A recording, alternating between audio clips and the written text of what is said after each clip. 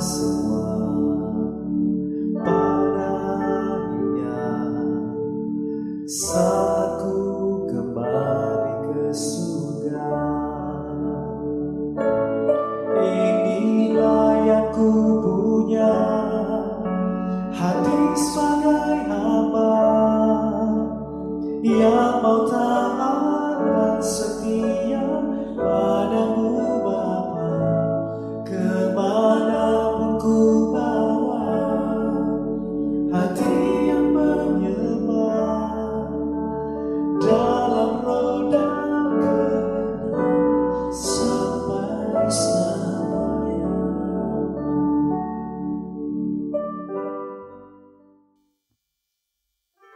Shalom jemaat yang dikasihi Tuhan. Bagaimana kabarnya pada hari Minggu ini? Saya percaya Tuhan memberkati kita semua. Tuhan memberikan engkau damai sejahtera. Buat seluruh jemaat Tuhan yang sedang menyaksikan ibadah online ini, saya percaya dimanapun saudara berada, Tuhan ada di tempat saudara, memberkati saudara, memberikan damai sejahtera di masing-masing hati saudara. Mari kita satu dalam doa sebelum ibadah ini dimulai.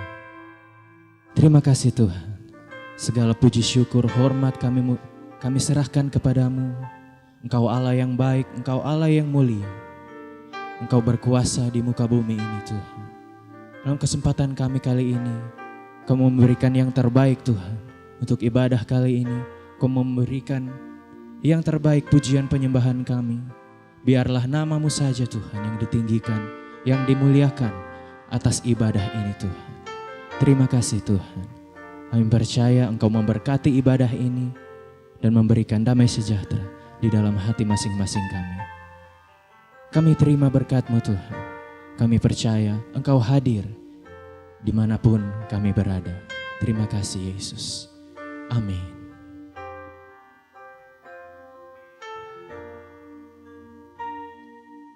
Kau hiasi kehidupanku dengan kemurahan-Mu. Kau rancangkan masa depanku penuh dengan harapan. Sekali lagi mari kita angkat pujian ini. Kau hiasi kehidupanku dengan kemurahan-Mu. Kau rancangkan masa depanku penuh dengan harapan. Yesus, aku ada saat ini, semuanya karena kasih-Mu. Aku hidup hari ini, semua berkat kemurahan-Mu. Terima kasih Yesus, Engkau sangat baik, teramat baik bagiku. Kami percaya Tuhan setia. Mari jemaat yang percaya, sekali lagi angkat pujian ini. Kau hiasi kehidupanku dengan kemurahan-Mu. Kau rancangkan masa depanku penuh dengan harapan. Kau menghiasi kehidupan kami Tuhan. Kau hiasi kehidupanku dengan kemurahan-Mu. Kau rancangkan masa depanku penuh dengan harapan. Aku ada saat ini, semuanya karena kasih-Mu. Aku hidup hari ini, semua berkat murahan-Mu. Terima kasih Yesus, Engkau sangat baik, teramat baik bagiku. Sekali lagi. Aku ada saat ini, semuanya karena kasih-Mu. Aku hidup hari ini, semua berkat kemurahan-Mu. Terima kasih Yesus, Engkau sangat baik, teramat baik. Aku ada saat ini, semuanya karena kasih-Mu. Aku hidup hari ini, semua berkat kemurahan-Mu. Terima kasih Yesus, Engkau sangat baik, teramat baik bagiku. Yesus, Engkau sangat baik, teramat baik bagiku. Yesus, Engkau sangat baik, teramat baik bagiku. Engkau baik Tuhan. Mari kita sembah Tuhan. Mari ungkapkan rasa terima kasih-Mu, rasa syukur-Mu kepada Tuhan. Dia Allah yang setia, Dia Allah yang baik. Haleluya. Yesus Tuhan, Yesus Tuhan, Engkau berkuasa,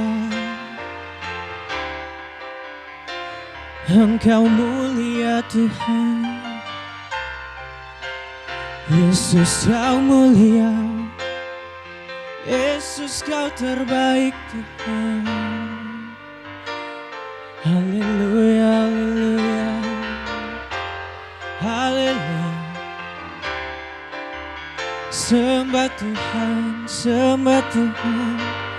We worship You Lord, we worship You Lord.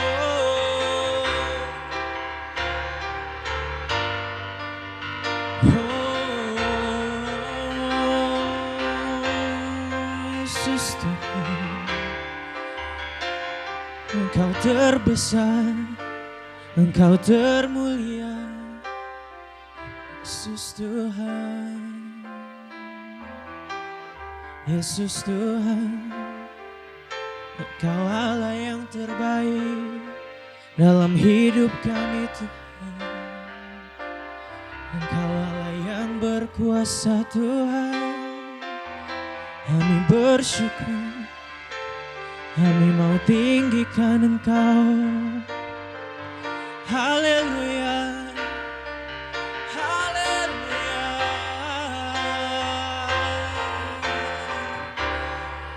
Selamanya dalam hidup kami,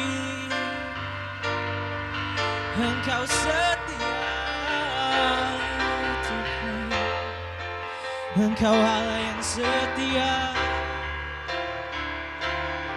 Sungguh Kau ajaib, Engkau ajaib Tuhan.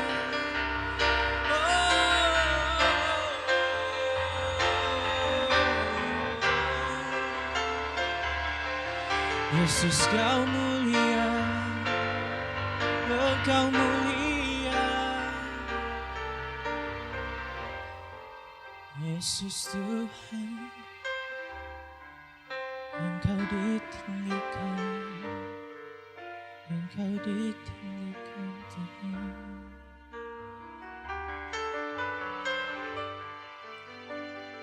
Yesus, Kami percaya Kau memberikan kemenangan, di dalam hidup kami, dalam setiap perkara yang sedang kami hadapi.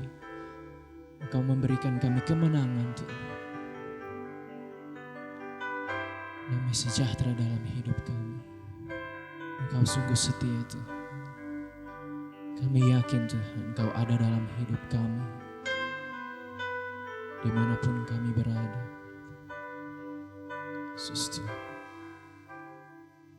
Ku yakin Kau hadir di sini. Ku rasakan kuasa yang tak terbatas. Ku yakin Kau nyata di sini. Kemenangan terjadi di sini. Kami mau menyembah Engkau Tuhan. Katakan pujian ini. Ku menyembah dalam kudus hadirat-Mu. Hampiri tahta kasih karunia-Mu Bapa. Kekuatan kami datang dari-Mu Tuhan. Kekuatanku hanya dalam hadirat-Mu, Yesus. Hanya Kau yang segalanya.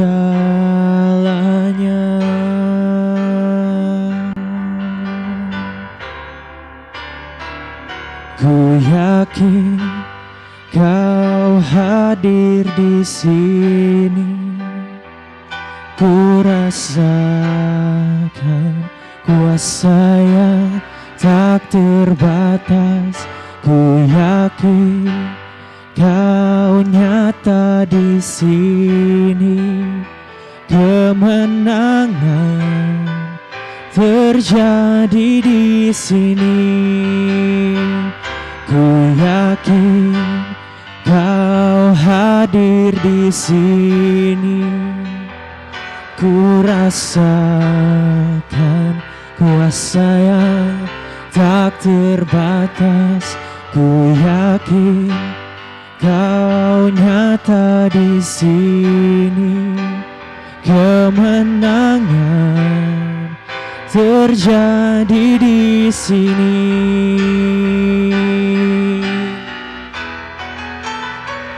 Ku yakin Kau hadir di sini. Ku rasakan kuasa yang tak terbatas.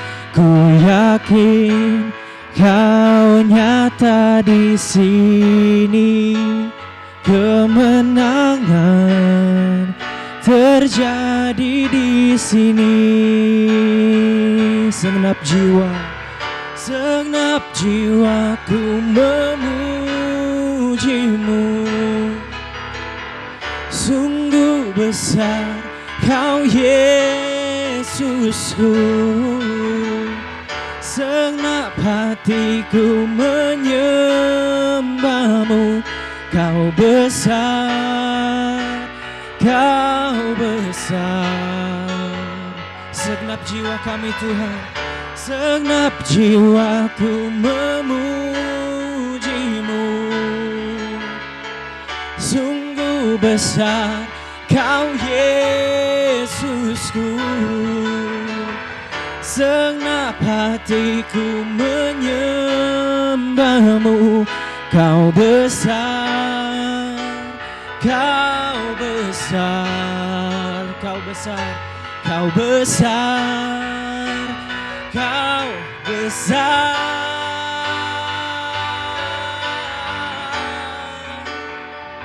Ku yakin Kau hadir di sini. Ku rasakan kuasa yang tak terbatas. Ku yakin Kau nyata di sini, kemenangan terjadi di sini. Ku yakin Kau hadir di sini.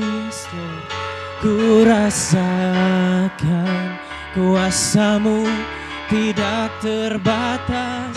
Ku yakin Kau nyata di sini, kemenangan terjadi di sini. Kesembuhan terjadi di sini. Pelepasan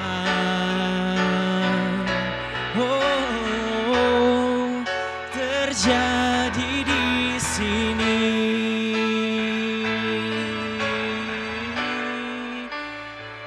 Kami percaya Tuhan.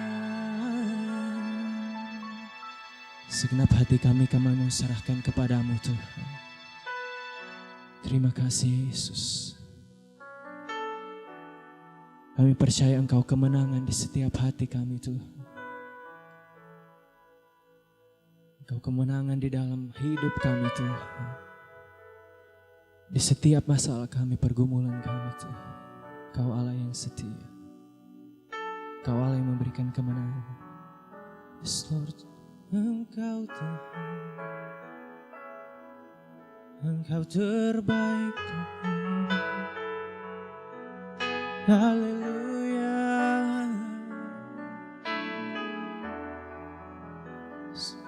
Engkau terbaik Yesus. Haleluya. Hosana bagimu Tuhan. Hosana bagimu Yesus. Kami percaya Tuhan. Kami percaya Yesus. Haleluya. Mari sekali lagi kita mau katakan pujian ini. Ku yakin Kau hadir di sini. Ku rasakan kuasa yang tak terbatas. Ku yakin Kau nyata di sini, kemenangan terjadi di sini, kesembuhan terjadi di sini, pelepasan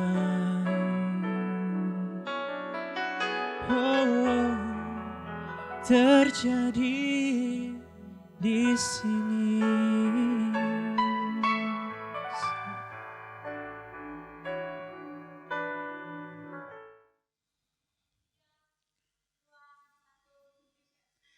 Saudara yang diberkati oleh Tuhan, pada saat ini mari kita akan berdoa. Sebelum kita akan mendengarkan kebenaran firman Tuhan, kita tundukkan kepala, kita berdoa.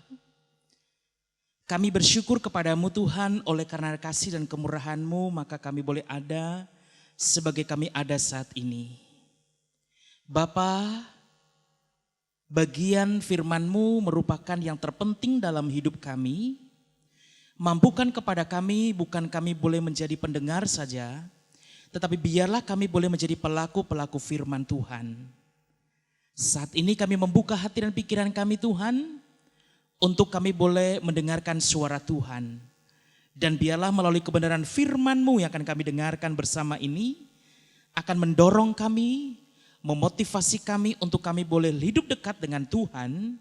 Dan setiap hari kami boleh berjalan di dalam terang kasih-Mu. Hamba-Mu yang akan menyampaikan kebenaran firman-Mu, Tuhan berkati, Tuhan urapi. Bersabdalah, berbicaralah, sebab hamba-Mu mendengar. Di dalam nama Tuhan Yesus kami berdoa. Amin. Saudara, bersama-sama kita akan membaca bagian firman Tuhan di dalam Injil Lukas pasal yang ke-10 ayat yang ke-25 sampai dengan ayat yang ke-37.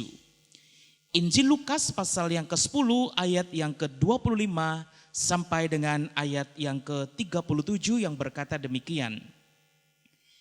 Orang Samaria yang murah hati. Pada suatu kali berdirilah seorang ahli Taurat untuk mencobai Yesus. Katanya, "Guru, apa yang harus kau perbuat untuk memperoleh hidup yang kekal?" Jawab Yesus kepadanya, "Apa yang tertulis dalam hukum Taurat? Apa yang kau baca di sana?"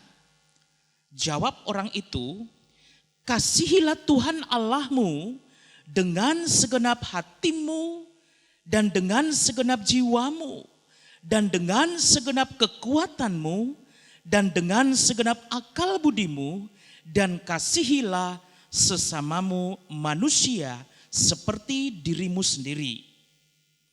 Kata Yesus kepadanya, "Jawabmu itu benar, perbuatlah demikian, maka engkau akan hidup." Tetapi untuk membenarkan dirinya orang itu berkata kepada Yesus, "Dan siapakah sesama manusia?" Jawab Yesus, "Adalah seorang yang turun dari Yerusalem ke Yeriko. Ia jatuh ke tangan penyamun-penyamun yang bukan saja merampoknya habis-habisan, tetapi yang juga memukulnya, dan yang sesudah itu pergi meninggalkan setengah mati." Kebetulan ada seorang imam turun melalui jalan itu. Ia melihat orang itu, tetapi ia melewatinya dari seberang jalan. Demikian juga seorang Lewi datang ke tempat itu. Ketika ia melihat orang itu, ia melewatinya dari seberang jalan. Lalu datang seorang Samaria yang sedang dalam perjalanan ke tempat itu, dan ketika ia melihat orang itu, tergeraklah hatinya dan menolongnya. Ia pergi lalu membalut luka-lukanya. Sesudah ia menyiramnya dengan minyak dan anggur, kemudian ia menaikkan orang itu ke atas keledai tunggangannya sendiri, lalu membawanya ke tempat penginapan dan merawatnya. Keesokan harinya, ia menyerahkan 2 dinar kepada pemilik penginapan itu, katanya, "Rawatlah dia, dan jika kau belanjakan lebih dari ini, aku akan menggantinya waktu aku kembali." Siapakah di antara ketiga orang ini menurut pendapatmu adalah sesama manusia dari orang yang jatuh ke tangan orang penyamun itu? Jawab orang itu, "Orang yang telah menunjukkan belas kasihan kepadanya." Kata Yesus, "Pergilah dan perbuatlah demikian." Saudara yang diberkati oleh Tuhan, pembacaan hari ini mengatakan kepada kita, dan sudah berapa kali kita sebagai orang yang percaya kepada Tuhan mendengar, atau justru kita pun sering kali mengkhotbahkannya di dalam setiap persekutuan, di dalam ibadah-ibadah bahkan lainnya. Tetapi pada saat ini saya mau katakan kepada saudara bahwa inilah hidup menurut pola Allah. Berbicara tentang pola, itu kita ingat bahwa pola itu merupakan satu gambaran. Sebelum orang membuat sesuatu, pasti dia akan merancangkan polanya terlebih dahulu. Untuk membentuk suatu pola, itu saya katakan bahwa itu sangat sukar. Saya pernah belajar atau les menjahit. Saya kalah ketika koran diberhadapkan dengan saya, dan saya untuk mencoba untuk membuat pola tersebut, itu saya kesusahan. Saudara yang diberkati oleh Tuhan, pada pagi hari ini, pada saat ini mari kita bisa belajar Dan saya meyakini saudara dan saya seringkali membaca bagian firman Tuhan ini atau perumpamaan ini. Di dalam pembacaan firman Tuhan ini menjelaskan tentang suatu peristiwa yang dialami oleh orang Yahudi.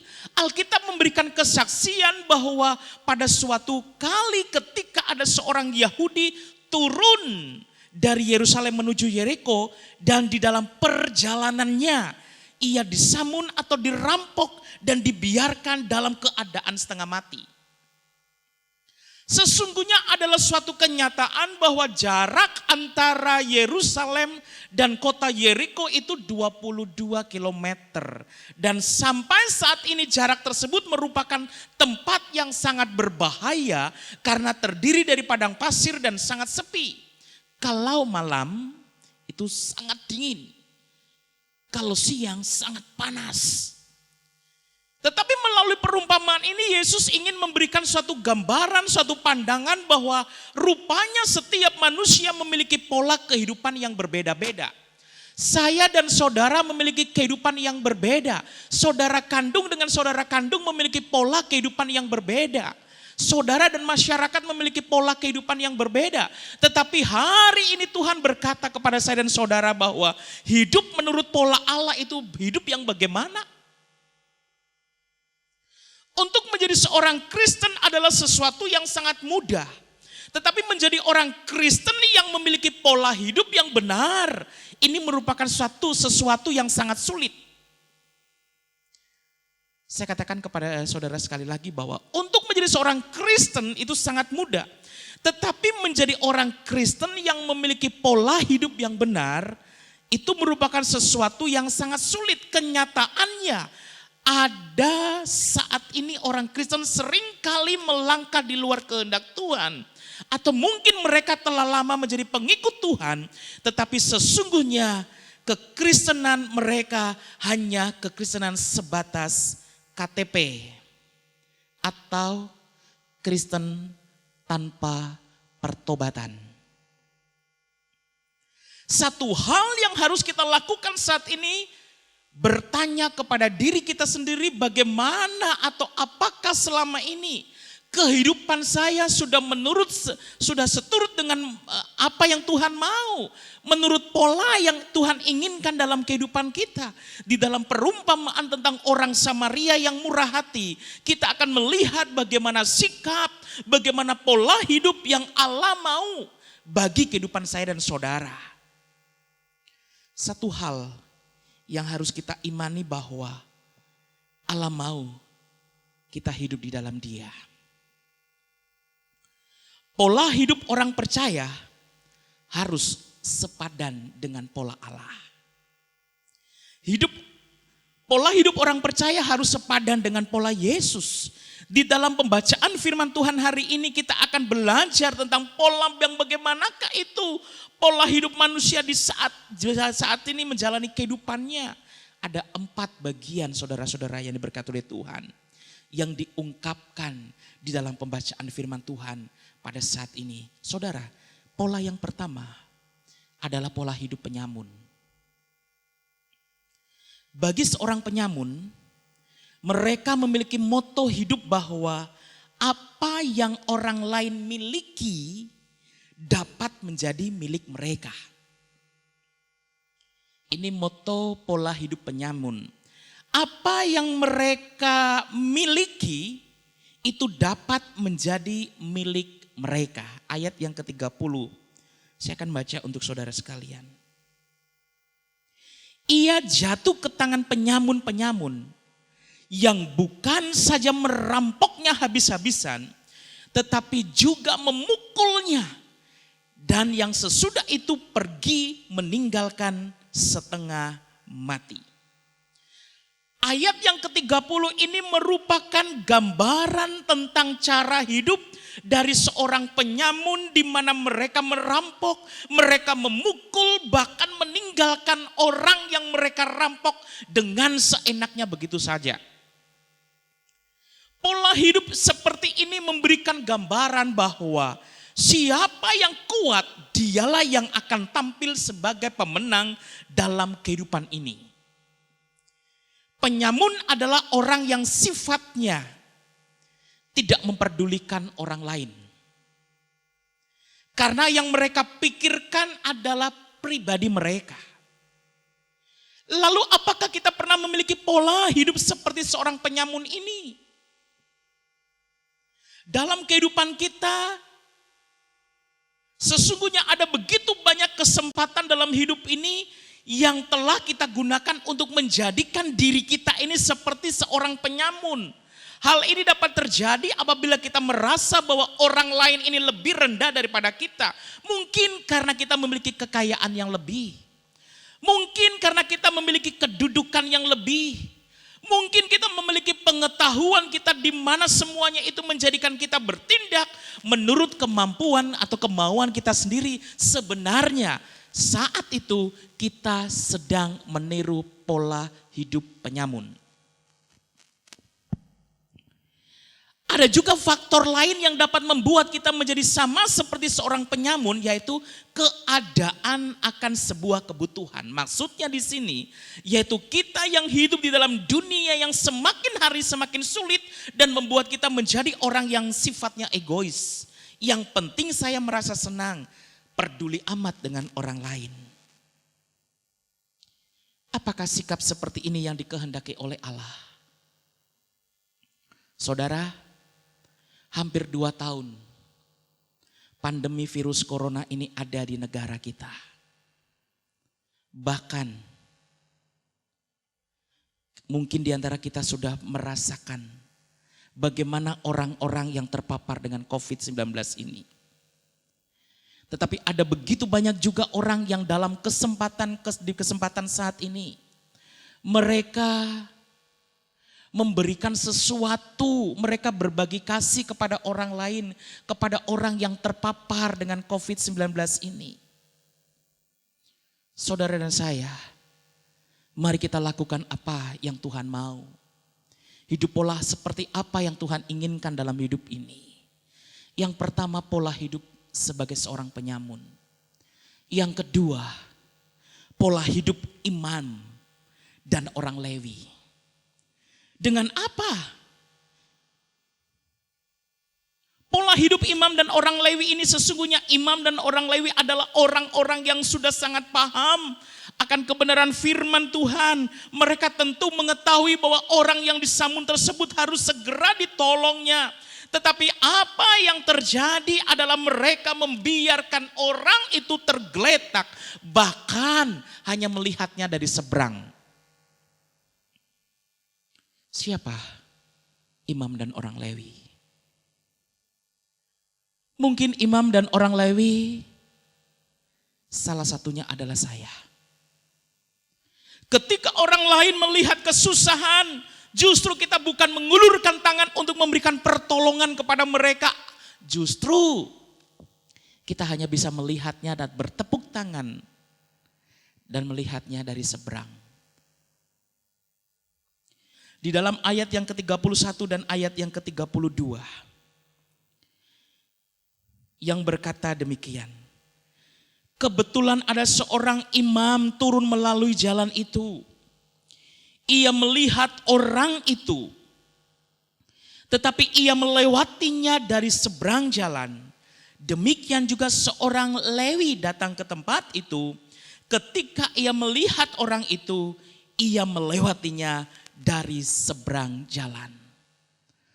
Seorang imam, seorang Lewi, yang sebenarnya dia mengetahui bagian firman Tuhan, dia mengetahui akan apa tindakan yang bagaimana yang harus dia lakukan, tetapi dia tidak melakukannya, justru melihatnya dari seberang. Ayat yang ke-31 sampai dengan ayat yang ke-32 dengan jelas bahwa ketika kedua orang yang mengerti tentang firman Tuhan ini, mereka melintasinya lalu lewat di tempat di mana orang itu yang disamun tergeletak. Mereka hanya melihat dari seberang jalan dan tidak menolongnya. Saudara, tentu kita dapat membayangkan bahwa orang yang disamun itu merasa kesakitan dan merintih minta tolong. Tetapi yang dilakukan oleh imam dan orang Lewi hanya melihatnya dari jauh. pola kehidupan yang ingin ditekankan Yesus ketika mengangkat tokoh imam dan orang Lewi adalah untuk menggambarkan tentang orang yang telah mengetahui tentang kebenaran tetapi tidak mau mempraktekkan kebenaran tersebut.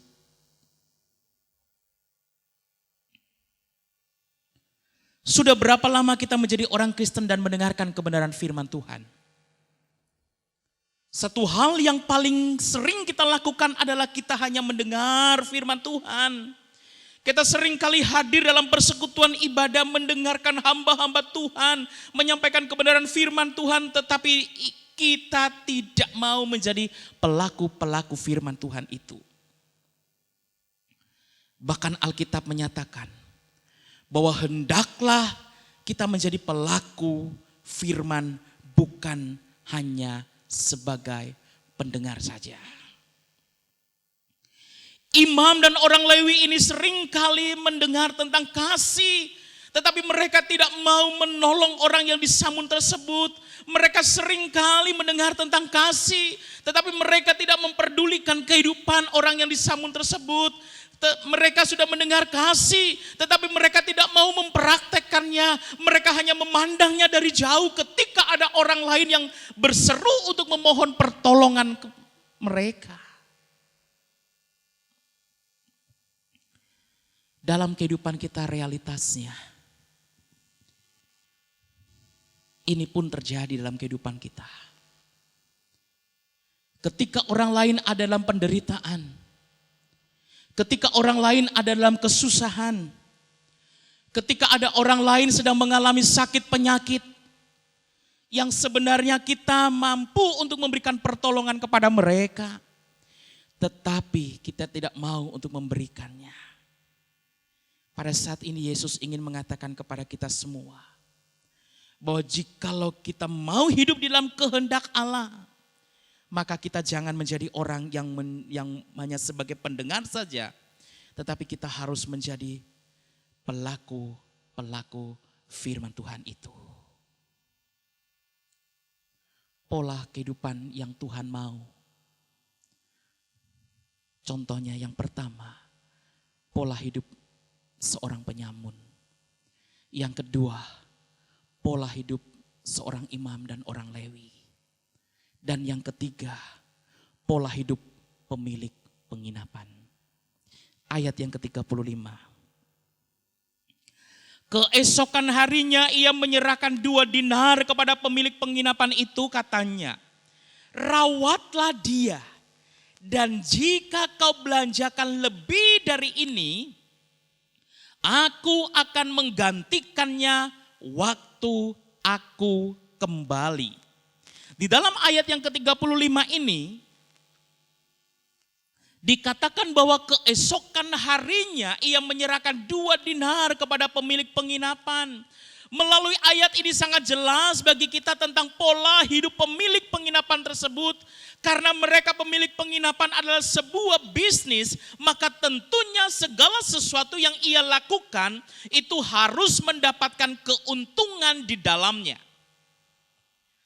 Pemilik penginapan ini menerima 2 dinar untuk menolong orang yang disamun tersebut. Apa yang terjadi? Apabila pemilik penginapan itu tidak diberi 2 dinar dan dijanjikan akan diganti biaya perawatan apabila ia membelanjakan lebih dari 2 dinar tersebut.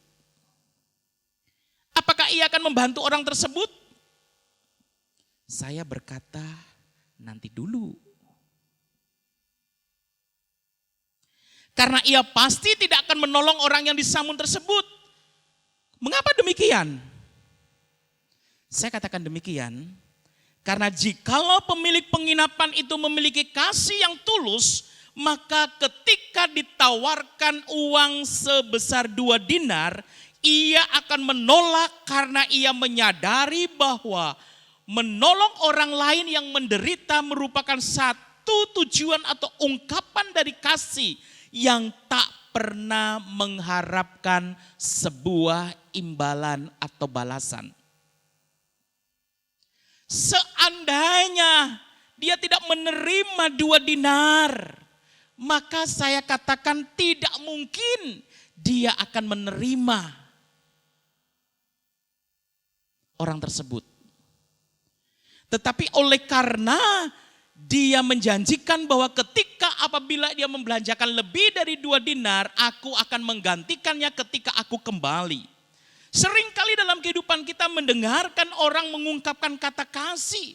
Tetapi pada kenyataannya hal ini sulit untuk kita praktekkan dengan benar. Kasih yang kita ungkapkan seringkali seperti yang diungkapkan pemilik penginapan ini. Kita seringkali berkata bahwa saya mau menolong orang lain apabila orang lain tersebut memberikan sesuatu kepada kita atau kita mendapatkan keuntungan darinya. Kalau ia tidak pernah memberikan sesuatu bagiku, maka aku pun tak akan pernah mengasihinya. Saudara yang diberkati oleh Tuhan, sesungguhnya Allah rindukan adalah kita memiliki kasih yang murni. Kasih tanpa batas. Kasih yang tidak perlu mendapat balasan atau imbalan. Ini merupakan pola hidup pemilik penginapan.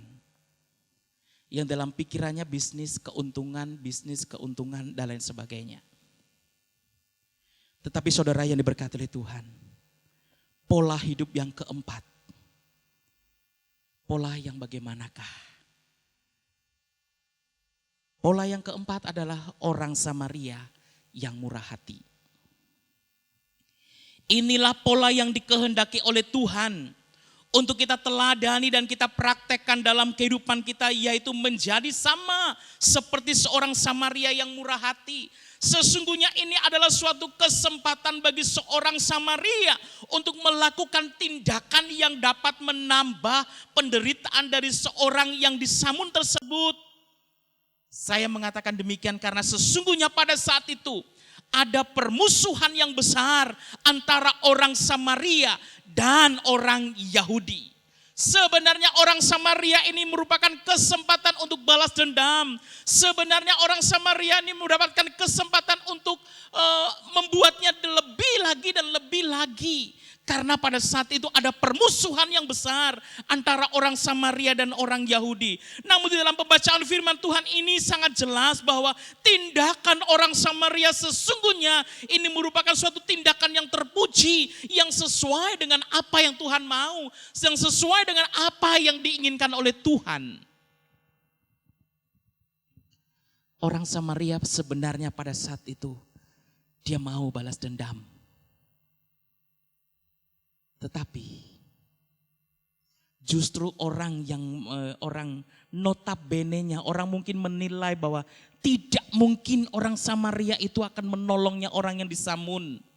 Tidak mungkin orang Samaria akan menolong orang Yahudi tersebut karena orang Samaria ini bermusuhan dengan orang Yahudi. Tetapi pada kenyataannya justru musuhnya menolong orang Yahudi. Orang Samaria tidak melakukan yang jahat ketika musuhnya tidak berdaya. Tetapi ia membalut luka-lukanya, menolong orang tersebut sampai memperoleh kesembuhan. Kita sebagai orang Kristen harus melakukan sesuai dengan kehendak Allah dan bukan dengan kehendak kita. Bukankah Alkitab berkata bahwa apabila musuh kita lapar, maka kita harus memberi dia makan. Apabila musuh kita haus, maka kita harus memberi dia minum.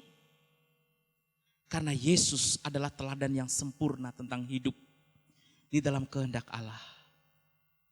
Di saat ia harus mati di atas kayu salib untuk menebus dosa kita, maka kehendak Allah itulah yang ia lakukan karena yang terpenting adalah keselamatan jiwa kita. Pada akhirnya saudara-saudara yang diberkati oleh Tuhan, kita sesungguhnya ada di pola mana? Pola yang pertama, seorang penyamun. Pola yang kedua, seorang imam dan orang Lewi. Pola yang ketiga, pemilik penginapan. Atau pola yang keempat, orang Samaria yang murah hati. Hanya saudara dan saya bisa menjawab ini. Tetapi yang Allah mau, yang Tuhan inginkan, kita sebagai orang-orang Samaria yang murah hati. Walaupun itu berat, kita tidak memandang bahwa itu musuh kita. Sebenarnya kita memiliki kesempatan, orang Samaria memiliki kesempatan untuk balas dendam. Tetapi dia tidak melakukannya. Pola yang keempat inilah yang Tuhan mau dalam kehidupan kita bersama-sama. Pada akhirnya saudara, jadikan Yesus sebagai teladan dalam kehidupan.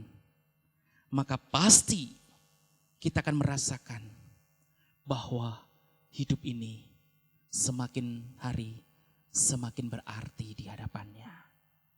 Saat ini tidak waktunya lagi kita saling menjatuhkan. Tidak waktunya lagi kita saling mencari penyebab siapa sehingga membuat kita ini terjatuh. Tapi waktunya saat ini, mari kita mengangkat, mari kita menolong teman-teman, mari kita mengangkat saudara-saudara, mari kita mengangkat orang lain untuk mereka dapat merasakan kasih Tuhan yang sebenarnya.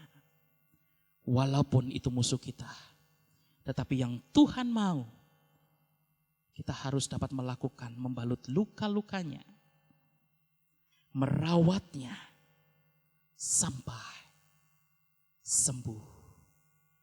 Orang lain mungkin pada saat ini sedang patah hati, tapi tugas kita, marilah kita balut luka hati tersebut sehingga dia pulih. Healing and restoration akan menjadi bagian dalam setiap kehidupan kita.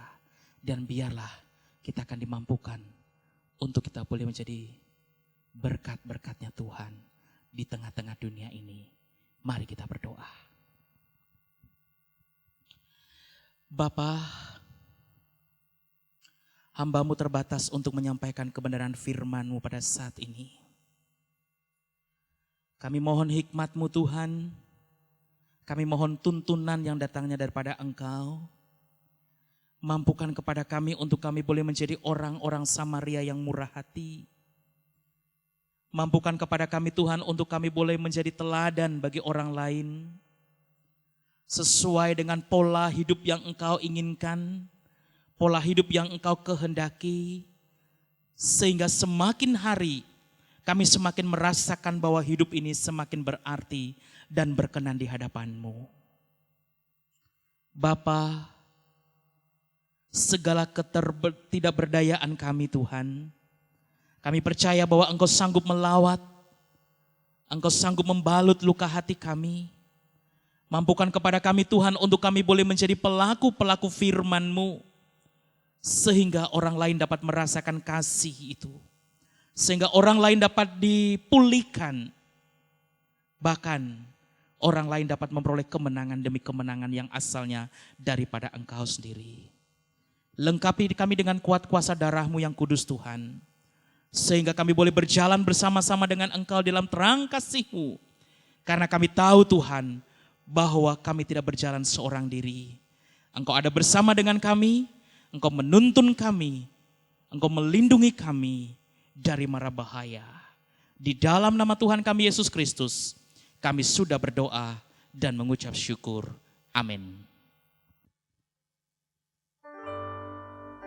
Kami mau Engkau menguji setiap hati kami Tuhan. Biarlah hati kami tetap mengasihi-Mu Tuhan, apapun yang terjadi di dalam hidup kami. Ujilah aku Tuhan, cobalah aku Tuhan, selidiki batinku dan hatiku, mataku tertuju padamu. Aku cinta padamu Tuhan, aku Aku rindu hadirat-Mu Tuhan. Aku ingin selalu dekat padamu, menikmati kehadiran-Mu. Ku nyanyi Hosana bagi Rajaku yang duduk di tahta. Aku muliakan dan ku agungkan, Kau layak disembah. Ku nyanyi Hosana, ku nyanyi Hosana bagi Rajaku yang duduk di tahta. Aku muliakan dan ku agungkan, Kau layak disembah. Ku agungkan, ku agungkan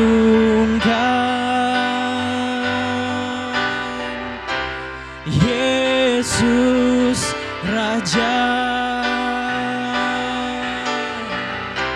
Dia berkuasa dan layak disembah. Ku agungkan, ku agungkan Yesus, Yesus Raja. Dia berkuasa dan layak disembah. Ku nyanyi Hosana bagi Rajaku yang duduk di tahta. Aku muliakan dan ku agungkan, Kau layak disembah. Ku nyanyi Hosana, ku nyanyi Hosana bagi Rajaku yang duduk di tahta. Aku muliakan dan ku agungkan, Kau layak disembah. Ku agungkan, ku agungkan Yesus Raja. Dia berkuasa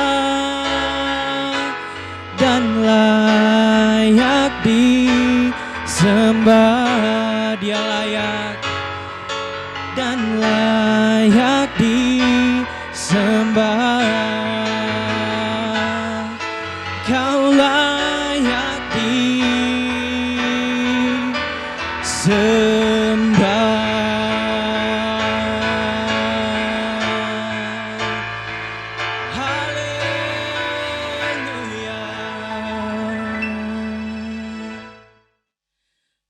Pada saat ini saudara-saudaraku yang diberkati oleh Tuhan, mari kita akan terima berkat Tuhan. Kita akan mengangkat kedua tangan Tuhan. Dan biarlah Tuhan akan menolong, Tuhan akan memberkati kita. Dan kami berdoa dalam nama Yesus, biarlah segala sesuatu, apa yang kau rancangkan, apa yang kau buat, apa yang kau inginkan dalam kehidupanmu, dalam usahamu, dalam pendidikanmu, di dalam segala sesuatu, apa yang kau rancangkan, Tuhan sanggup membuatnya berhasil. Pada saat ini Bapak, kami berdoa untuk gereja MCC Surabaya. Kami berdoa Tuhan untuk senior pastor kami Tuhan. Kami berdoa Tuhan untuk Ibu Linda. Biarlah mereka ada dalam pemeliharaan Tuhan. Mereka ada dalam jangkauan mata-Mu Tuhan. Sehingga segala sesuatu apa yang mereka rancangkan untuk kemajuan-kemajuan pelayanan Tuhan yang ada di MCC. Engkau Tuhan akan sanggup membuatnya berhasil. Sehingga semua jemaat-jemaat Tuhan diberkati. Mereka boleh memperoleh kemenangan yang asalnya daripada Engkau. Usaha-usaha jemaat-jemaat MCC diberkati oleh Tuhan. Pendidikan anak-anak mereka diberkati oleh Tuhan. Sehingga segala sesuatu apa yang mereka buat, yang mereka inginkan Tuhan, mereka boleh menggapai semuanya itu. Karena kami tahu Tuhan, di dalam Engkau ada kemenangan, di dalam Engkau ada mujizat, di dalam Engkau Tuhan ada kesembuhan yang terjadi. Bapa, saat ini kami berdoa Tuhan untuk setiap jemaat-jemaat-Mu yang akan memberikan persembahan. Tuhan berkati persembahan kami. Tuhan berkati usaha mereka. Tuhan berkati kehidupan keluarga rumah tangga kami masing-masing. Saudara, arahkanlah pandangan-Mu, terimalah berkatnya. Tuhan akan melindungi engkau dan Tuhan akan menyinari engkau dengan wajahnya dan memberi engkau kasih karunia. Tuhan akan menghadapkan wajahnya kepadamu mulai dari saat ini sampai selama-lamanya. Yang percaya diberkati oleh Tuhan, bersama-sama kita katakan amin, amin.